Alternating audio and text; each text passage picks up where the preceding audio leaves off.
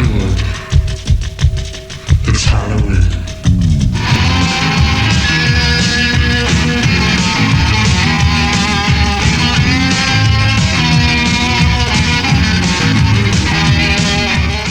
Good evening. I'm Eddie Spuhghetti, Hollywood so-and-so, producer, film editor, anything you could think of. One of the things I have to mention before we get into this video is that I was working at getting my notes all organized for this, and the YouTube algorithm happened to suggest this slice of cake for me. I warned you, I tell her! I warned you, I tell her! So you're going to see a lot of this clip from Death Wish 4 during this video because the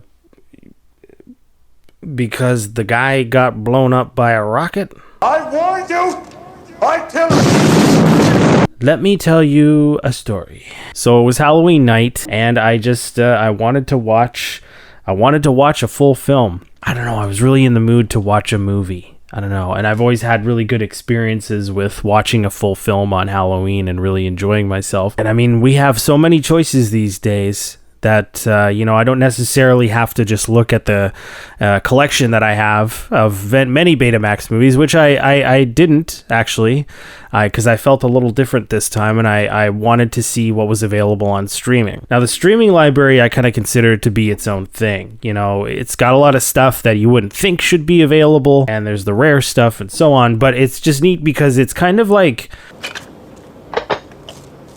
I warned you, I tell her! It's kind of like when you go to someone else's house and you see their videotape collection or their DVD collection or whatever, and you're kind of like, who is this person? Like, you see all this stuff that you wouldn't think this person might own, or like you're just kind of curious. It's like, how did this come to be? How did you wind up with a copy of Half Baked? And Halloween, there's a lot of different films you can watch on Halloween, not just Halloween. You probably would want to watch something scary, but I mean, you could honestly watch all kinds of stuff on Halloween. You could. I warned you, I tell her! I'll tell you first off who the runner-up was, because I think that's important to know. The runner-up was this mini-series BBC-produced thing from the late 70s called Count Dracula with Louis Jourdain. I'm going to assume that's how his name is pronounced.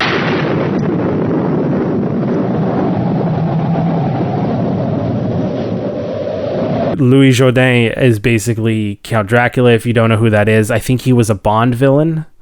His name sounds like a Bond villain. I'm pretty sure he was a Bond villain, but anyways, it's a BBC adaptation. I read online that it was very faithful to the book, and I've had the book on my mind lately because I picked up a 8mm print of Nosferatu recently, which I'm going to talk about at some point when we talk about films. I just felt like watching a Dracula thing, and that was the runner-up, so I almost went for that. I've seen some clips of it before, it looked interesting, and I was like, okay, let's check out this adaptation. But then I came by something that truly said to me, no. Fuck Louis Jourdain and his Count Dracula bullshit. You want to watch this. You want to watch something more worth your time. More worth that hour and 20 minutes or so. You want to watch Leprechaun 3. Leprechaun 3. So I just I'm admitting that stuff's good. I am admitting that I watched Leprechaun 3 on Halloween. And we're going to talk about why, because there's a lot of questions about that. And by the way, I'm not implying that I'm like, oh my god, it was so bad I got to get drunk because of this stuff. I just wanted some tequila. Leprechaun 3. Why Leprechaun 3? Why now? And why, what was it that just kind of said, you want to watch this on Halloween? Because I don't regret it. I'm not here to shit on the movie that much. I don't regret it. But I don't know if I'm going to revisit this one. It's hard to say. Am I the biggest Leprechaun fan? No. Do I know anybody who's the biggest Leprechaun fan? And lo and behold, there lay before me a sight, and it was Leprechaun 3. Leprechaun 3. Look out, Vegas. I'm taking over! Now, the Leprechaun's back in the city that never sleeps. Okay, so here's what I can tell you about the plot of Leprechaun 3 without spoiling too much about Leprechaun 3. Basically, it's about a I warned you! I tell you! mythological creature, an evil version of a mythological creature, who is tormenting the shit out of people who have stolen its gold, and it just so happens to kind of take place in Vegas. And I think that's pretty much it. I think that's like the easiest way you could explain Leprechaun 3. Evil leprechaun, and if you take his stuff, you're gonna get fucked. What do you want? I want me gold! Like a game show. How it works is that there's this dude who pawns off a statue of a leprechaun with a medallion around its neck. And I don't even need to go any further at this point because you can fill in. You can legitimately right now, you're filling in the rest right now. You're filling the rest right now in your head. You know exactly where this goes. Evil leprechaun. And if you take his stuff, you're going to get fucked. And then meanwhile, there's some guy who befriends a magician's assistant. And then he proceeds to go to the casino after her to meet up with her, and then loses all of his like college tuition money. And then he goes to the pawn shop across the street to get some money. And again, you're filling in what happens after this because you know exactly what happens. You're doing it right now. You are filling in the gap right now as to you don't even need to Google this shit. You do not need to Google this movie. I just had to tell you that, and you can fill in the rest of what happens in this film. There's a couple things, granted, that are different. There's a couple of little interesting things that happen along the way, but in terms of the grand scheme of the movie, you know it. That's how simple this movie is, and to its credit, that's brilliant. You want to make a movie about a leprechaun who's just trying to get his gold back? I mean, this is it. Leprechaun 3. Leprechaun 3. And he will never rest until he reclaims his pot of gold. Belongs to me, this gold. Leprechaun is a really interesting franchise because I don't know a whole lot about it. And I did a little bit of research for this video, but still, it seems like it's almost kind of shrouded in mystery to a degree. For some reason, this is one of the few horror franchises that it doesn't seem to have a really big fan base. This hasn't breached itself enough into modern pop culture yet. We see that with all kinds of shit and other franchises with all kinds of ways. Like, think of the Dancing Michael Myers gif that people have seen or whatever, you know, that sort of stuff. You don't go to someone's house and see a Leprechaun 1, 2, 3, or 4 poster on their wall and be like, and you just don't really see that. I don't know. Maybe I don't know the right people, but I can't really think of somebody I've ever met who had one, or like anybody that would have said, okay, he would have totally had a Leprechaun 3 poster in his bathroom. I don't know what it is. There's what's the magic in these movies? What's the magic? Yeah! I want me shilling. But from what they gather, there were at least, there was 2 preceding this one, and they were successful enough to warrant a second sequel. And there's been more sequels afterwards. It's obviously it went from being in the theaters to direct to video, but there's still money to be made in direct to video. Especially if you know how to promote and sell your shit right. Like, you can make a good fucking amount of money off direct to video. I've seen clips of these movies, but I've never seen a full one. Because I was curious enough to look up, like, what's the deal with those Leprechaun movies? Again, who the fuck have watched these movies? I want to know, who the hell went to the theater to see Leprechaun? And, like, why? Like, what sold you about going to see Leprechaun? If you saw Leprechaun in the theater, comment on this video and let me know what made you go see that movie. What was it? Like, what sold you on evil... Okay. Leprechaun 3. I warned you! I tell you! Me personally, I'm not super familiar with this series. I mean, I've heard references made of it. I've seen clips of it. I've read articles about them. Could have sworn that I've seen part of one of them really late at night once when I was a kid, but that's pretty much about it. Like, I don't really know a whole lot about these films, and even just doing research online, like, there doesn't seem to be a whole lot. I mean, I didn't do enough, maybe, I don't know. Like, I wasn't even aware it was a horror comedy series. I always thought these movies were just straight horror movies. I didn't know that there was this element of comedy. I mean, to be fair, I knew that there was some hokey shit in them, especially as they moved on. But other than that, like, I always just kind of thought they were straight up horror movies, not considered to be horror comedies specifically. And to be fair, I knew that this third film took place in Vegas, so that was something that I went into the movie already knowing. You know, granted, I wasn't 100% sure if it was actually going to be some of the stuff that I know. Like, I know that the second movie has a sequence involving Michael McDonald from Mad TV, but I thought that was in this film. So I was like, when does that sequence happen? But it turns out it's the second movie, so whatever. I warned you!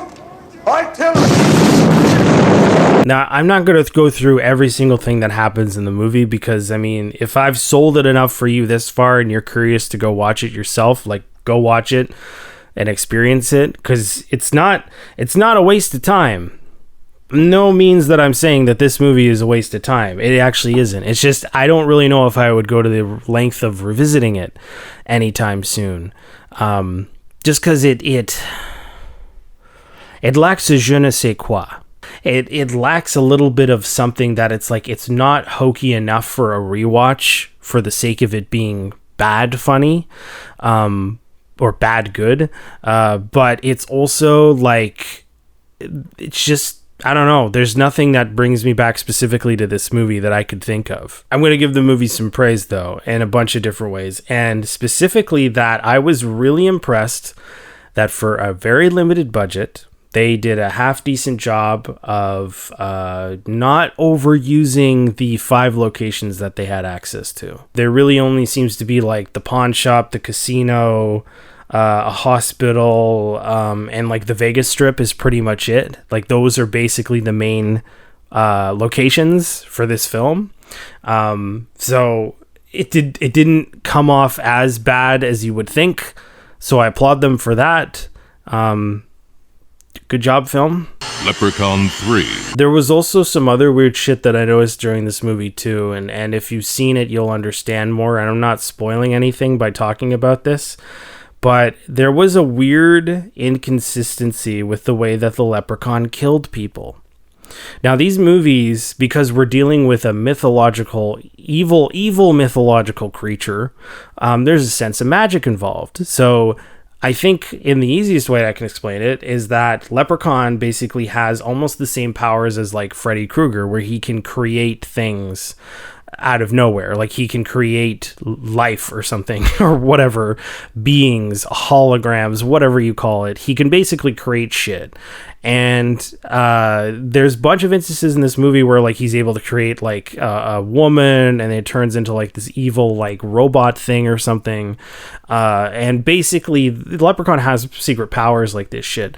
But there's a bunch of instances where like he beats people with a shillelagh. What did they use it for then? How does that work? Well, it goes back thousands and thousands of years. And Ireland has a great kind of history of mythology, and part of the mythology was fighting, and fighting sticks in particular. Like, this would be a very, very confusing body count film, because there's at least 3 to 4 different deaths, so to speak, in this movie, where he just beats somebody in the back or something with a shillelagh. And it's funny because like when I started seeing that happen, I was trying to look for him beating these people in the head, like for any kind of quick cut to indicate that it's like, no, he's killed them, he's beaten their brains in. But there's just a bunch of these shots where he just runs up to them and hits them on the back or something like that, and that's while they're on the ground, and then they fall over. Like, it's just, there's no special effect of the shillelagh, there's no special sound effect they used, it's just a normal whack. The other interesting part about this movie was I warned you! I tell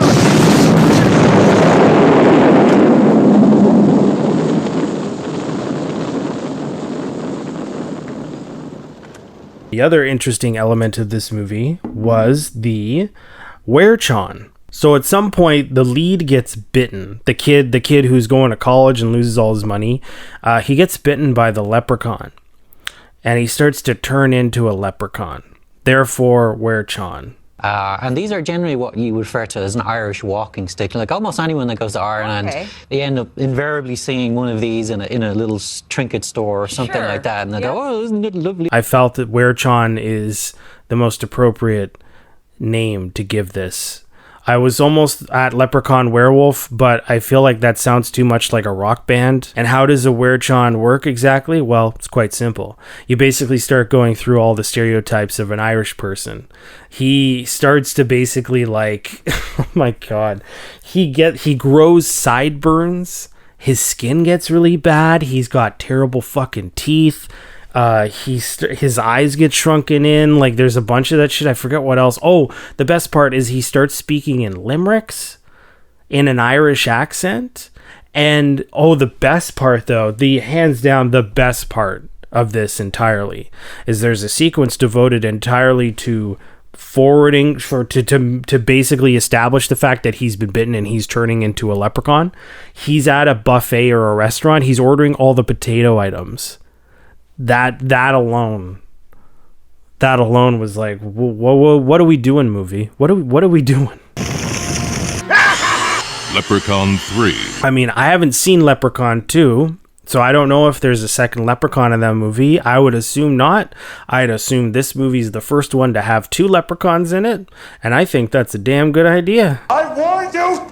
I tell you! 2 leprechauns are the price of 1 at Leprechaun 3. I have to interject at one point here too, because I've had discussions since Halloween and like with a bunch of family members and stuff, and they were like, "Oh, what did Eddie do for Halloween? What movie did he watch?" And then we're like, "Leprechaun 3." Maybe on guard, you know. Yeah. But And they don't even know like what they're just, "Oh, that's nice." Like, they have no idea what I watched. No idea. And I don't regret it. I don't regret watching Leprechaun 3 on Halloween. One of the other nice things about this movie, about Leprechaun 3, was the female lead, Lee Armstrong. Apparently she was only in a couple of movies, maybe like possibly just this one and some TV work. But her resume was not very big, and she left show business, possibly, I'm assuming, for personal reasons. But it was really weird to see her in like her act. The way that she acts is very, very natural, and it's actually one of the highlights of this movie. Because I was just like, whoa, like, who's this lady? Like, first of all, she's fucking hot. Second of all, the way that she acts in the movie makes her even more attractive because she has this really good head on her shoulders. She's totally can hold her own, but she's also like, she has more going for her than the fucking lead, who's this loser who came to Vegas and lost all of his money, and now he's turning into a goddamn leprechaun. You know, when we were filming that, I never understood any of this stuff. It was really funny. It was a whole new world to me, and they were saying all this stuff, and I was having to say this dialogue, and I hadn't got the foggiest idea what was going on. I have to credit this movie for making me realize how much of a great actor, and specifically great character actor, that Warwick Davis is. He's one of the most underrated pop culture actors I think there is. Like, he's been in a lot of stuff. He's been in fucking Star Wars movies. He was in Willow. He was in Harry Potter. Like, he's Leprechaun. I thought, what a great opportunity this is to show that, you know, I'm not just an actor who can play nice guys. I can play kind of a diverse range of characters. So the Leprechaun did appeal to me. But he's had a very interesting career. And, you know, sometimes I kind of think, I'm like, wow, like, this guy has been through so much through the 80s and 90s. And it's like, but it's weird because you don't really hear about him too often when people bring up like really specific pop culture actors. I tell you! Do I regret watching Leprechaun 3? No, I don't regret watching it. I think that I perfectly filled out that hour and 20 minutes or so with learning something about the Leprechaun series and kind of reflecting on it a lot more and being like, what's the deal with this franchise? Never got a video game or anything as far as I know. Like, did it get a lot of merch? Was it a direct-to-video thing? How popular was it? There's a lot of questions to ask about Leprechaun. And there's also a lot of films in this franchise, so obviously it is making money, and it is satisfying a fan base out there. Maybe it's honestly just a shit ton of people like me who are just like, I don't know what the deal is with this movie, but I'm going to watch Leprechaun 3. Leprechaun 3. And you watch Leprechaun 3, and then you all of a sudden you want to watch 4, and I'll be honest with you, he's in space in the 4th film. So why the fuck would I not want to watch that, considering I just saw him in Vegas? If we destroy the gold, we get rid of the leprechaun once and for all. In space, I mean, he might only have a couple of locations to choose from, but that's okay with me. So I don't know. Leprechaun 3. Choose your own adventure. That's about it. I'll catch you around next time. I'm Eddie Spuhghetti, and stay safe. S'il vous plaît. Leprechaun 3.